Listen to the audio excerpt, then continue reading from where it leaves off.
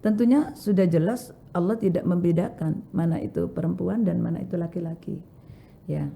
Namun berkembangnya kondisi, tuntutan-tuntutan dari para wanita ini sehingga membuat ada kelompok-kelompok yang menamakan dirinya kelompok feminisme. Di mana kodrat kita memang wanita.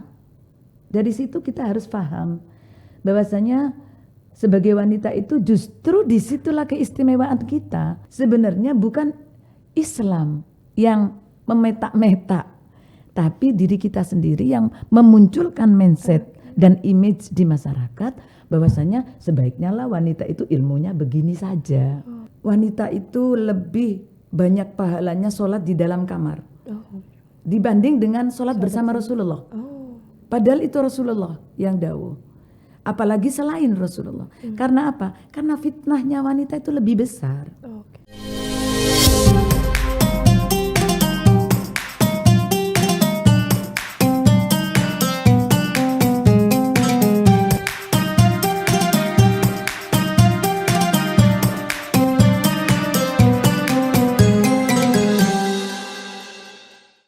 Assalamualaikum warahmatullahi wabarakatuh. Waalaikumsalam warahmatullahi wabarakatuh. Halo Tribuners, kembali lagi di podcast spesial Ramadan. Kali ini bersama saya Pipit Maulidia dan narasumber kita hari ini yaitu Hajah Nurhinda Mujib MPD. Beliau merupakan pengurus lembaga dakwah Nahdlatul Ulama, juga berkesibukan di Robitoh Ma'had Indonesia, kemudian juga pengurus forum kerukunan umat beragama. Masya Allah, kegiatannya luar biasa. Tidak hanya itu, beliau juga dosen ilmu tafsir Al-Quran di Al-Khazini Budoran Sidoarjo. Assalamualaikum Neng Hinda. Waalaikumsalam warahmatullahi wabarakatuh. Luar biasa pertemuan kita kali ini di bulan Ramadan. Semoga Allah memberikan kesehatan untuk kita sampai selesai Ramadan dan mendapatkan manfaat dan keutamaannya. Oke, Neng, ini kan kita di bulan Ramadan ini kita harus memperbanyak pengetahuan tentang Islam sendiri, tentang bulan Ramadan sendiri, khususnya untuk perempuan. Nah, di masyarakat ini kan berkembang pemikiran tentang feminisme, emansipasi wanita. Kalau di dalam Islam sendiri, gimana sih Ning untuk melihatnya ini supaya wanita perempuan-perempuan Islam ini, muslimah ini tidak merasa bahwa dirinya itu, misalnya kalau di keluarga dia harus selalu patuh dengan suami. Kenapa sih ini kok kayaknya kelihatan harus merendah gitu? Tapi sebenarnya apa sih kalau di dalam Islam sendiri arti feminisme dan emansipasi itu? Oke. Saya buka dulu ya Mbak. Iya. Assalamualaikum warahmatullahi wabarakatuh. Pemirsa yang dirahmati Allah, alhamdulillah pada pagi hari ini menuju siang ya, kita bisa bertemu dalam kondisi di Ramadan ini yang tidak kurang satu apapun. Kita diberikan mampu melaksanakan perintah Allah berupa puasa ini. Mudah-mudahan kita sampai hari raya bisa menjalankan dengan baik. Amin ya rabbal alamin. Kita ucapkan juga salawat kepada Rasulullah. Allahumma sholli ala sayyidina Muhammad. Baik Mbak Pipit, ya. Topik kita pada siang hari ini adalah tentang feminisme, kemudian juga emansipasi di dalam Islam. Nah, kita melihat dulu dari garis apa itu yang dimaksud dengan feminin begitu ya. Di dalam makna daripada feminisme itu adalah kan makna sifat di situ. Jadi sifat perempuan, ya. Dari situ kalau di dalam Islam tentunya sudah jelas Allah tidak membedakan mana itu perempuan dan mana itu laki-laki. Ya. Namun berkembangnya kondisi, tuntutan-tuntutan dari para wanita ini sehingga membuat ada kelompok-kelompok yang menamakan dirinya kelompok feminisme begitu. Sebenarnya ini adalah gambaran dari sikap daripada wanita-wanita yang merasa dirinya kurang didengar atau kurang dianggap sama, tidak dianggap setara begitu. Sehingga ada gejolak yang menjadikan mereka menuntut untuk diberikan kesetaraan begitu. Sebetulnya seperti itu. Bahkan akhirnya ada kelompok-kelompok feminis ini yang keluar alur. Kita tentunya membahas feminisme ini di jalur kita sendiri, karena kita dibatasi oleh agama, maka kita membahas feminisme ini adalah dalam koridor Islami atau perspektif Al-Quran dan hadis. Begitu ya Mbak mengenai feminisme. Oke. Sementara kalau kita membahas tentang makna daripada emansipasi itu sendiri, kan bahasan kita adalah feminisme, emansipasi di dalam Islam. Di sini feminisme itu adalah membebaskan diri dari, bisa dikatakan sama sih, hampir sama tapi tidak begitu jauh beda antara apa itu feminisme dan juga emansipasi.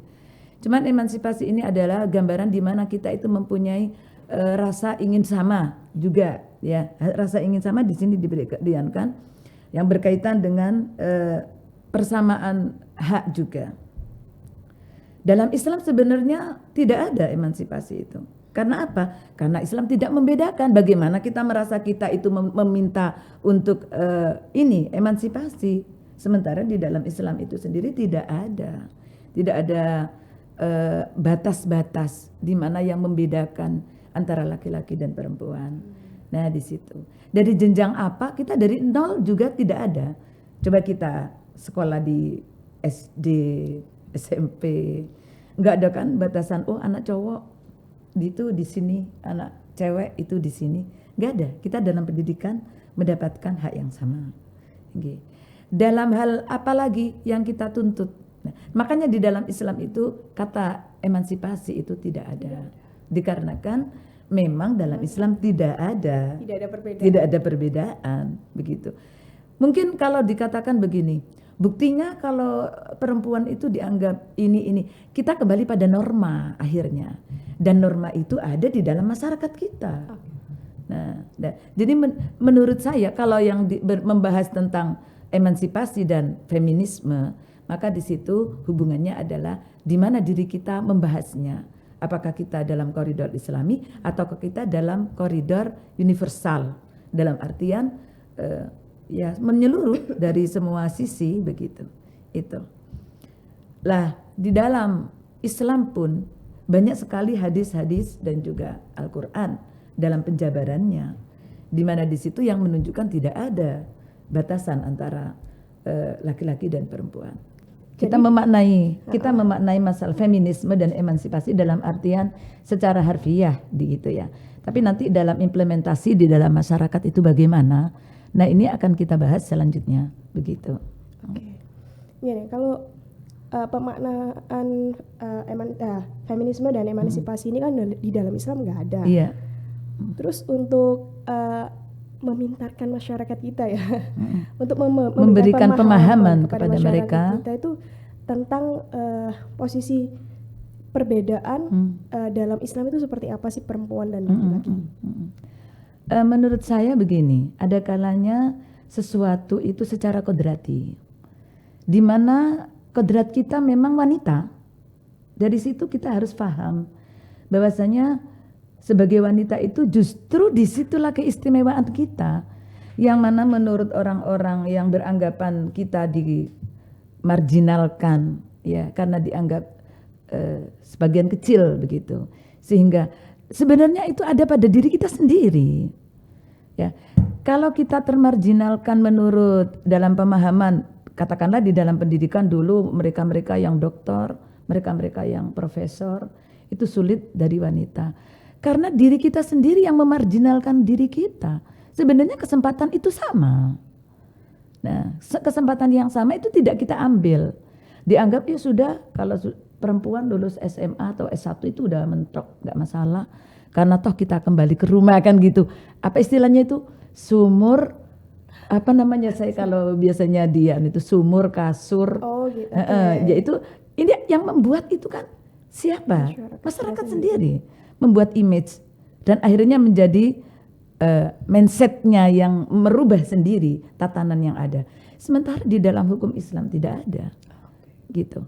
Buktinya itu pada saat Ummu Salamah, nah itu bertanya kepada Rasulullah, kenapa kok hanya laki-laki saja yang hijrah, sementara wanita kok enggak ada ini. Nah maka di situ turunlah ayat di dalam surat Al-Imran 195.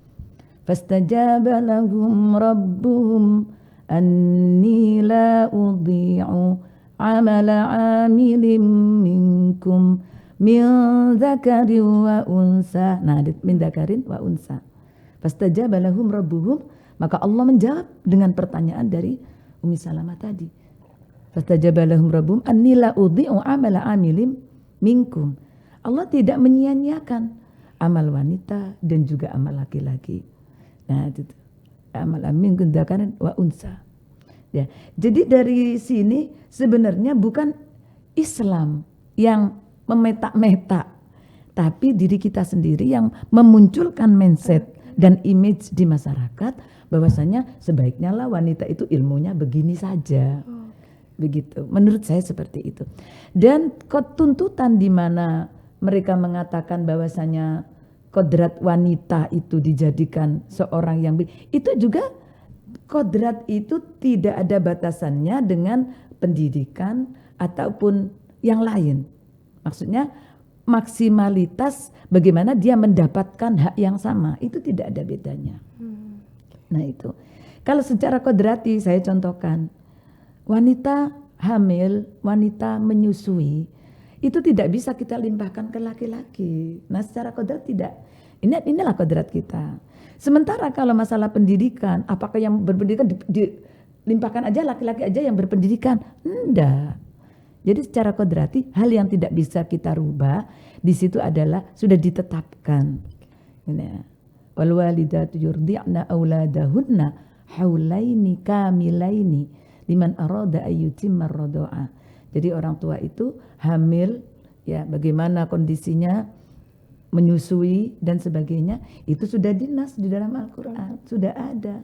Gak mungkin kita melimpahkan, oh kita sederajat dengan suami, berarti gantian yang menyusui itu suami. Gak ada kodratnya di sana suami untuk menyusui, dan kodrat itu ada kepada kita. Justru ini adalah karunia dari Allah Subhanahu Wa Taala, di mana penilai daripada hal yang sudah menjadi kodrati wanita ini justru menjadi pahala, ladang dari pahala kita di sananya.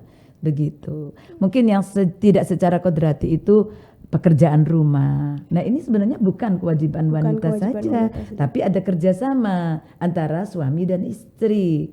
Nah ini kadang-kadang orang di dalam mempunyai persepsi sing nyapu harus sing wedok. Nanti kalau yang laki-laki nyapu ini, oh berarti yang perempuan ini begini.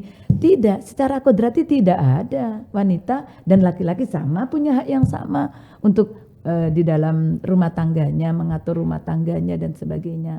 Mungkin laki-laki itu lebih ke kalau eksteriornya ya jadi kerja di luar dan sebagainya. Sementara yang memanage di dalam rumah adalah wanita itu untuk menjadi ketua dan menjadi pemimpin di dalam rumah tangga kita. Begitu. Jadi seperti yang dijelaskan tadi sama Nihinda tentang surat Ali-Imran, bahwa perempuan itu juga mendapat tidak ada bedanya, sudah dijelaskan dalam nas bahwa kita itu tidak ada bedanya. Tidak ada bedanya. Dan Allah tidak menyia-nyiakan hal itu, baik itu amal wanita atau amal-amalan, amal ibadah maksudnya dari laki-laki ataupun wanita. Nah itu la udhi'u amala amilin minkum min dzakarin aw untha. Jadi tidak menyia-nyiakan sama sekali. Jadi kalau misalnya wanita itu membuat persepsi sendiri, itu bukan di dalam koridor Islami, tapi persepsi yang dia tanamkan sendiri sehingga membuat mindset di dalam masyarakat, membuat mindset sendiri begitu yang ada. Siap nih, luar biasa pembahasan kita kali ini, teman-teman. Sudah dipahami ya bahwa feminisme dan emansipasi ini memang bukan dari Islam. Iya, betul. Tidak dari dunia lain dan tidak dari Islam. Sementara Islam adalah malah justru melindungi hak perempuan ya. Betul. Termasuk tentang masak, melahirkan, terus segalanya masak, terus mencuci piring, mencuci baju dan sebagainya, itu sebenarnya bukan tugas, bukan kodrati dari wanita, tapi bisa dikerjakan bersama suami. Dengan suami begitu. Cuman ada amalan di situ yang menjadikan kalau memang kita mencari ladang pahala dengan ikhlas, sementara kan suami memang sudah sibuk di luar. Kenapa tidak kalau kita melakukannya, kan begitu. Jadi ini bukan tatanan dalam artian tatanan secara syar'i, tetapi adalah di mana perhatian kita, bukti pengabdian kita kepada menginginkan mawaddah warahmah, begitu kan ya. Jadi kasih sayang kita tunjukkan, kita juga menghandle merawat anak. Nah, walaupun merawat anak pun ini bukan murni dari seorang istri begitu. Tapi kita karena kita memahami karakteristik anak mulai dari nol, pada saat kita hamil kan kita sudah tahu karakter anak kita. Dia kalau keras bagaimana di dalam perut, dia tingkahnya juga bagaimana. Nah, kenapa kalau kita itu sudah memahami anak-anak kita mulai dari nol? Pada saat kita ada di dalam kandungan, bagaimana perkembangannya ya begitu ya. Nah, kenapa kita juga tidak pure murni dengan ikhlas memperhatikan mereka pada saat mereka sudah keluar dan tumbuh. Nah, itu kan walaupun bukan kewajiban kita sendiri, dan juga ayahnya juga. Mungkin karakter ini ayahnya kurang bisa memahami juga. Karena mulai dari kandungan kitalah yang lebih tahu bagaimana karakteristik anak-anak kita ini. Jadi sepertinya ini tidak hanya dipahami oleh muslimah, tapi juga laki-laki muslim ya, bahwa ini loh kita itu nggak ada cewek ibu rumah tangga di rumah itu kewajibannya nggak cuman ini loh gitu. Tidak cuma harus menyelesaikan pekerjaan rumah tangga saja, tapi ada kehadiran sosok suami juga penting di dalam rumah tangga itu. Karena tujuannya menikah itu adalah sebuah hubungan dua belah pihak, bukan satu pihak saja. Sehingga kerjasama itu memang benar-benar dibutuhkan antara suami dan istri itu di dalam mengayun bahteranya ini sehingga menuju tujuan yang diinginkan bersama. Ini kalau dalam rumah tangga ya nih. Kalau di kehidupan kita sehari-hari pun yang paling kelihatan tuh mungkin untuk urusan berpakaian, terus untuk urusan berkomunikasi antara lawan jenis kayak gitu-gitu yang kita lihat di luaran ya. Bagaimana kita berkomunikasi dengan laki-laki, misalnya kita menjaga pandangan nih kalau dalam Islam itu bukan berarti kita takut atau merasa rendah diri, bukan ya. Tapi begini ya, sesuatu itu bisa kita lihat dari tampilan seseorang itu, apakah dia itu termasuk membahayakan atau tidak begitu. Bahkan tatanan di dalam Islam pun wanita itu lebih banyak pahalanya sholat di dalam kamar dibanding dengan sholat bersama Rasulullah. Padahal itu Rasulullah yang dawuh, apalagi selain Rasulullah. Karena apa? Karena fitnahnya wanita itu lebih besar. Fitnahnya dibanding dengan kita berangkat ke masjid, pahalanya berapa dan fitnahnya berapa.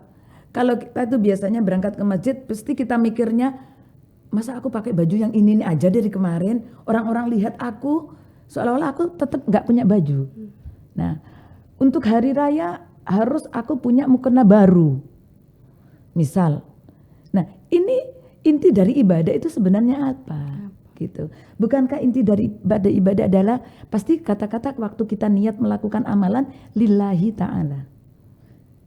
Kalau di dalam bahasa Jawa, lillahi ta'ala krono Allah ta'ala, hanya karena Allah saja. Lah kalau memang hanya karena Allah, kenapa kita waktu sholat itu mukenanya harus ganti 10 kali, kemudian baju juga 10 kali. Nah, ini tidak fokus pada ibadah itu. Inilah yang menjadikan wanita ini akhirnya seperti yang jenengan katakan tadi. Bagaimana mereka? Ada tatanan tertentu di mana wanita itu diperbolehkannya misalnya sholat ke masjid. Dia tidak membahayakan, dalam artian tidak bersolek begitu. Karena ini tujuannya adalah ibadah, bukan shopping begitu ya, sehingga untuk diperlihatkan begitu. Nah, ini juga termasuk bagaimana kita sebagai wanita. Di dalam masyarakat pun ada norma-norma yang seperti saya katakan tadi. Katakanlah contoh, kalau wanita itu menjaga dirinya benar-benar dengan menjaga diri, maka publis pun yang melihat ini tidak akan menjadi fitnah di sana. Kita bedakan pada saat seorang wanita membuka aurat yang begitu vulgar, katakanlah contoh malam hari di atas jam 9 malam, dia keluar sendiri dan sebagainya. Dibandingkan dengan seorang wanita yang menjaga norma itu, sudah di atas jam 9 dia udah ada di dalam, kemudian juga dia keluar pun dalam kondisi yang darurat, dan juga posisi di mana tertutup dengan baik. Nah, ini juga beda sudah pandangan masyarakat. Nah, inilah yang saya maksudkan, apa yang jenengan bahas tadi itu. Ada kaidah-kaidah tertentu di mana kita sebagai wanita tentunya bisa menjadikan apa yang kita lakukan ini pandangan di masyarakat bagaimana. Nah, ini. Jadi tidak ada batasan di mana dilarang ini, dilarang ini. Misalnya tidak boleh berkomunikasi dengan laki-laki sama sekali. Tidak ada seperti itu, ya. Bukankah pada saat zaman Rasulullah pun Sayyidah Aisyah pun banyak sekali santri-santrinya ini laki-laki yang mengaji kepada beliau. Dan masih banyak-banyak lagi wanita-wanita yang pada saat itu luar biasa dengan apa itu namanya, kalau mungkin sekarang itu sebagai referensi di dalam ilmu-ilmu yang beliau miliki dari wanita-wanita itu. Dan tidak ada pelarangan dari Rasulullah, jangan mengambil ilmu dari itu karena ini wanita, gak boleh lebih unggul laki-laki. Tidak ada. Nah, seperti itu. Untuk referensi-referensi hadis dan sebagainya, ada wanita-wanita di dalam zaman Rasulullah Muhammad SAW.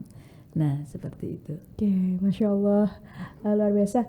Bu Ning Hinda, terima kasih atas penjelasan tentang feminisme dan emansipasi dalam wanita yang sebenarnya nggak ada. Jadi ini penting diketahui untuk teman-teman pria atau wanita muslim untuk memperlancar amalan ibadahnya sehari-hari ya, untuk tidak membeda-bedakan ya. Iya, betul. Oke. Demikian podcast spesial Ramadan, pembahasan tema feminisme dan emansipasi kali ini. Teman-teman, saya ucapkan terima kasih Ning Hinda sudah hadir. Oke, saya akhiri. Wassalamualaikum warahmatullahi wabarakatuh.